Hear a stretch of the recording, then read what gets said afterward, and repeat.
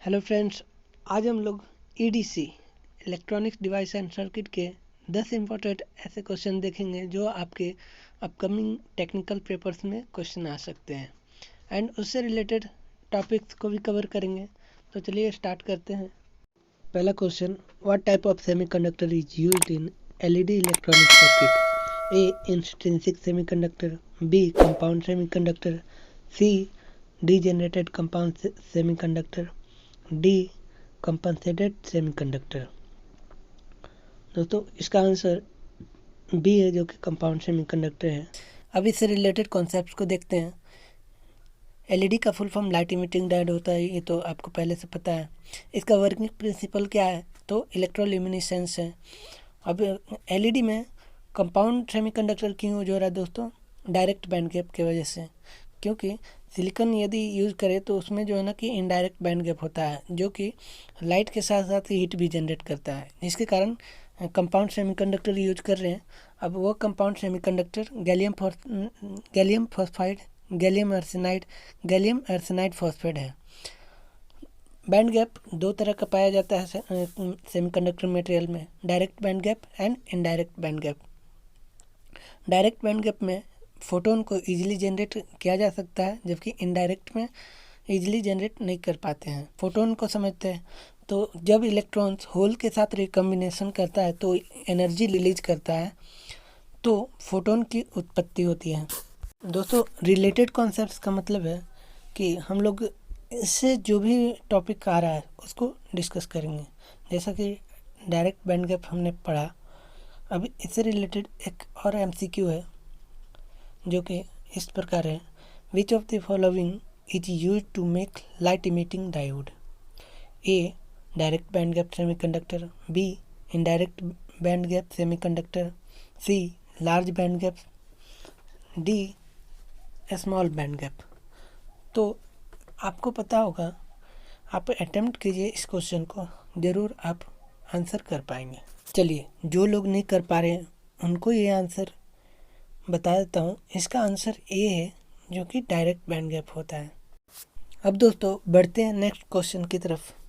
तो तीसरा क्वेश्चन ये है, which of the following semiconductor is mostly use to construct electronic circuit? दोस्तों इलेक्ट्रॉनिक सर्किट और एलईडी ये दोनों में डिफरेंस है, तो आप जो है ना कि कंफ्यूज ना करें। इसका आंसर ए है जो कि सिलिकॉन है।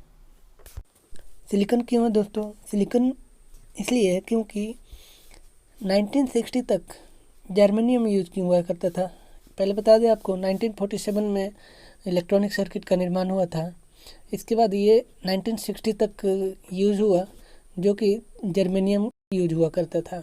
इसके बाद सिलिकॉन के साथ रिप्लेसमेंट हुआ। क्योंकि जर्मेनियम स्टेबिलिटी नहीं देता था और दूसरा परफॉर्मेंस सही नहीं था इसका, तो ये 1960 में रिप्लेस्ड हो गया बाय सिलिकॉन, जिसमें मोर स्टेबिलिटी एंड परफॉर्मेंस भी इसका अच्छा हो जाता है। Moving on, next question, that is question number 4, who invented BJT for electronic circuit? A James Edward, B Alexander Miles, C Lonnie Johnson, D William Shockley. इस question का answer D है, William Shockley. अब electronic circuit और BJT electronic circuit ये दोनों, और एक है इलेक्ट्रिकल सर्किट, ये तीन सर्किट हैं। ये तीन सर्किट यदि आपके एग्ज़ाम में यदि आते हैं तो बीजेटी इलेक्ट्रॉनिक सर्किट 1947 में खोजा गया था, जो कि विलियम शॉकले को खोजा था। इलेक्ट्रॉनिक सर्किट के खोजकर्ता रॉबर्ट नाइसी एंड जैक कीबी है। जैक कीबी को अवार्ड दिया गया था इस खोज के लिए, और यह 1959 में खोजा गया था। अब इलेक्ट्रिकल सर्किट अलेजांड्रो वोल्टा ने 1800 में खोजा था। Moving on, next question, that is question number 5, based on operational mode how many types of MOSFET are used in electronic device? A 5, B 4, C 3, D 2। इस क्वेश्चन का आंसर डी है जो कि 2 है। मॉसफेट दो प्रकार का होता है, एक इन्हांसमेंट, दूसरा डिप्लीशन। इन्हांसमेंट और डिप्लीशन दोनों में दो प्रकार के होते हैं। N channel E MOSFET, P channel E MOSFET मतलब एनहांसमेंट मॉस्फेट। और इसी तरह से डिप्लीशन में N channel D MOSFET, P channel D MOSFET. Moving on next question, that is question number 6। In which region does BJT act as the amplifier electronic device? A cut off, B saturation, C active, D reverse saturation. इस question का answer C है, जो कि active region है। अब इससे related concept को समझते हैं। बीजेटी एंड ट्रांजिस्टर बेसिकली है 4 region: active, cut off, saturation and reverse active. Reverse active region is not useful because of reverse nature. इन चारों रीजन का एप्लीकेशन देखते हैं। बीजेटी एक्टिव रीजन में एज ए एम्पलीफायर वर्क करता है, जो कि मोस्ट यूजफुल रीजन कहलाता है। एंड कट ऑफ रीजन में as a open switch work करता है। सैचुरेशन रीजन में as a close switch work करता है। लास्ट वन रिवर्स एक्टिव, जो कि रेयरली यूज होता है क्योंकि रिवर्स नेचर होता है एक्टिव के, तो इसलिए इसका यूज बहुत रेयरली होता है। ये लाइक एक्टिव रीजन होता है but can't amplify like active region. BJT के कलेक्टर करंट को देखते हैं तो एक्टिव रीजन में बीटा टाइम्स आईबी होता है, मीन्स बीटा टाइम्स एम्पलीफाई करता है, तो इसलिए इसको एम्पलीफायर कहते हैं। कट ऑफ में आई, आईबी, आईसी तीनों करंट 0 होता है क्योंकि both input and output stage are in reverse base, so there is no chances of flow of current. Saturation region में IC greater than beta times IB. Active reverse में IC is equal to beta times IB, जो कि active region के बराबर है but flows in reverse direction. अगला question, question number 7। Which type of semiconductor is used in tunnel diode? Compound semiconductor, B elemental semiconductor, C degenerated conductor, D extrinsic semiconductor. दोस्तों इस question का answer C है। अब इससे related concepts को देखते हैं। डीजेनरेटेड और एक होता है नॉन डीजेनरेटिव। तो डीजेनरेटिव का मतलब है दोस्तों कि एक्सट्रिंसिक सेमीकंडक्टर में हैवीली डोप्ड करते हैं, तो सेमीकंडक्टर मटेरियल के कंडक्टिविटी को इंक्रीज कर देता है।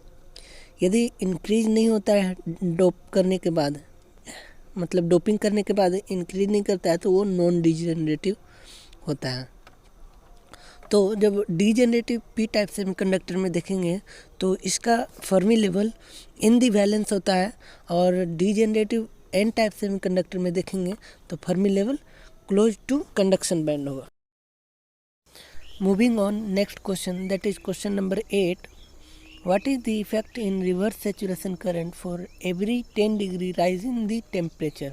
A remains constant, B double, C triple, D halved। इस क्वेश्चन का आंसर B है। डायोड का कैरेक्टरिस्टिक है जो कि reverse saturation current of the diode increase करता है विथ इंक्रीज इन टेम्परेचर। अब कितना इंक्रीज करता है? 7% पर डिग्री सेल्सियस से इंक्रीज करता है for both germanium and silicon. कहने का मतलब है यदि वोल्टेज कांस्टेंट रखें और टेम्परेचर बढ़ाएं तो हमारा करंट बढ़ेगा और अप्रॉक्सीमेटली डबल हो जाएगा every 10 degree rise in temperature. And एक पॉइंट और है, रिवर्स ब्रेकडाउन वोल्टेज भी बढ़ता है जैसे जैसे हम लोग टेम्परेचर बढ़ाएंगे। तो इस क्वेश्चन का आंसर बी होगा। Moving on next question, that is question number 9। What is the conductivity of an extrinsic type semiconductor electronic device at 0 degree kelvin?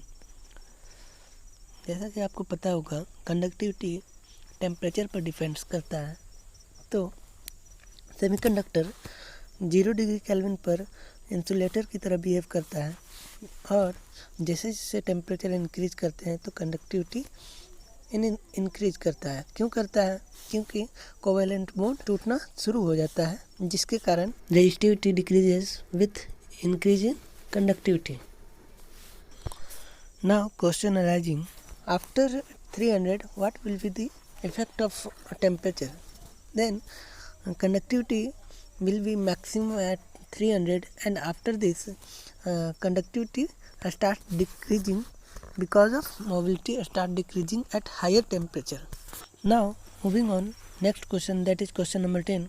Which of the following diode is used in adjustable band pass filter electronic circuit? So here answer will be varactor diode.